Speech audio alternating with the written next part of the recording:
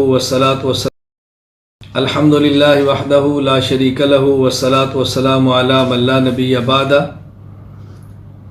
قربانی کرنے والے کے لیے مستحب یہ ہے کہ جب ذی الحج شروع ہو جائے تو اپنے بال اور ناخن نہ کاٹے۔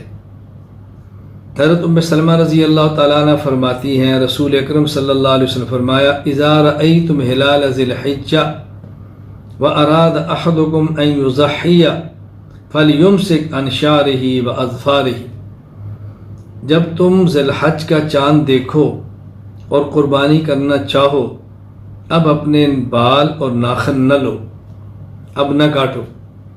یہ حدیث صحیح مسلم کتاب الاضاحی باب النہی من دخل علیہ عشر ذی الحجہ وہو مرید تضحیہ کے اندر یہ بات موجود ہے۔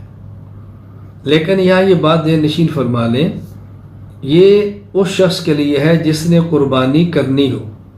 جس نے قربانی نہ کرنی ہو وہ بال صاف کر لے یا ناخن تراش لے، اس کے لیے یہ خلاف سنت نہیں۔